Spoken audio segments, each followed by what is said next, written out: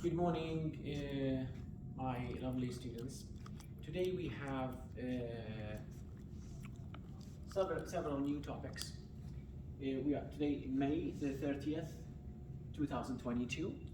We have several new topics: operation on functions, composition of functions, functions of the functions, and inverse of the functions. But the two topics we took previously, the domain and range for the rational functions and the vertical and horizontal asymptotes for the rational functions.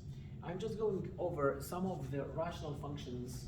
We took their range, and there's some forms which is very important to know because all of the rational functions are very difficult to get their range unless we take the higher level of math, which is math 238. But here is math 182. So that's why we are going only to take care of we already took care of the range of the rational functions of the form y equal to a times 1 over b times x minus h plus k. And as you remember, a is the vertical stretching factor, b is the horizontal stretching cause, and h is horizontal translation, and k is vertical translation. That's the transformed form. The second type of range of the rational functions we took, the range of the rational functions of the form y equal to ax plus c over bx plus d. This form, because we have the power of x on the top and the power of the x in the bottom, they are both 1. And the third one we took, that was the range of the rational functions of the form y equal to a 1 over x squared plus c, where c is a positive value. Now, we took all of these, and that was not very difficult when we are going to take the horizontal asymptote, and we take the horizontal asymptote out of the whole range of these functions, specifically in the second one.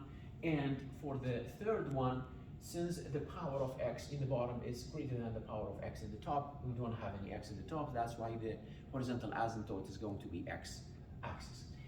For the first one, the horizontal asymptote is the value of k itself, and we are going to take it out from all of the ranges.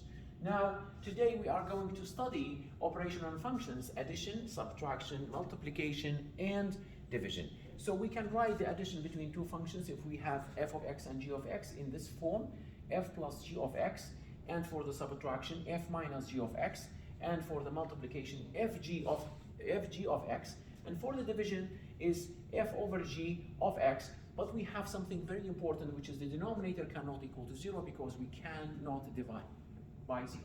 I'm going to take an example of an addition and division, and we go to the composition of function, which is the second topic for today.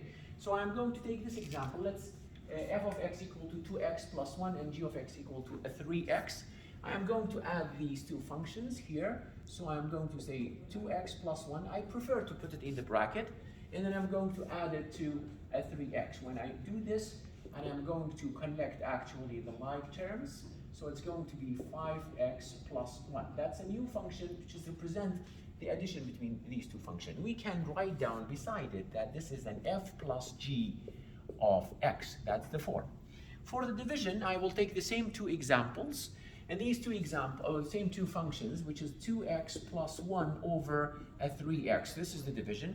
Now, the only condition we have today that the denominator cannot equal to 0. So if I treat that, I will say that 3x cannot equal to 0, and if I divide both sides by the coefficient of x, which is 3, so I'm getting this value, so I divide 3x by 3, that's not equal to 0 over 3, cancels out 3 with 3, so x cannot equal to 0. So we have this division valid in one condition, that x itself cannot equal to 0. That's the two examples about addition and division. So now we are going to take the composition of functions. The composition of functions, or function in functions, I wrote down here a definition, a very important definition.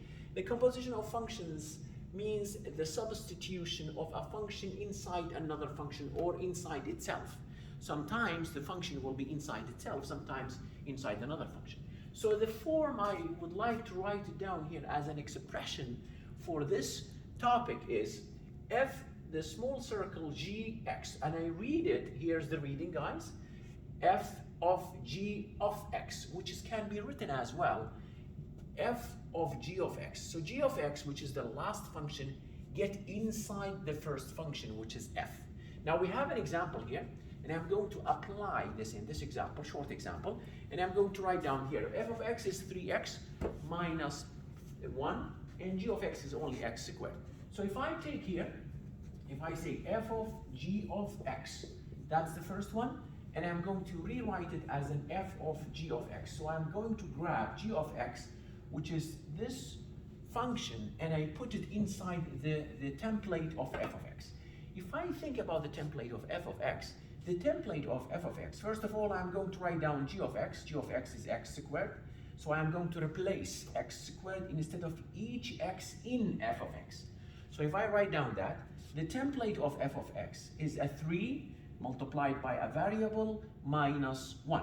I am going to put inside this bracket the x squared. So if I put x squared here, and I will write it down with a red color here to make sure that people know how to substitute. So it's going to be a 3x squared minus 1. That's the situation. So we substituted the g of x function inside the template of f of x. Now I'm going to do the last example I'm going to do here is taking the situation in opposite way.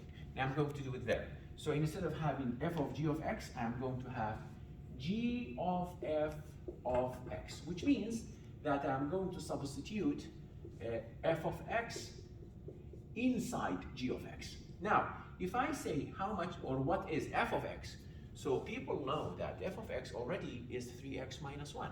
So I'm going to put a 3x minus 1 in here, and I'm going to substitute it in the template of g of x. So what's the template of g of x? It's actually a bracket to the power of 2, because this is the variable. So if I make a bracket instead of x, and I take the square, which is here, is with this one, here's the template, then I am going to substitute anything inside. So I am going to substitute 3x minus 1 inside this bracket. So it's going to be 3x minus 1 to the power of 2. Now the last step in this operation, it's going to be, I am going to open this, and this is actually a perfect square. When we open a perfect square, we are going to repeat the bracket twice, and then we are going to multiply 1 by 1, 1 by 2, 2 by 1, 2 by 2. So I'm just going to distribute, and after the distribution, I'm going to write down everything together. So it's going to be 3x times 3x is going to be 9x squared. 3x times negative 1 is negative 3x. Negative 1 times 3x, another negative 3x. Negative 1 times negative 1 is positive 1, and I'm going to add the like terms. Last part is going to be 9x squared minus 6x plus 1. That's going to be the last thing representing the g of f of x, and now we can prove that the f of x has been substituted inside g of x. Thank you so much for listening to me, and thank you so much for your time, and see you in the next class. Thank you.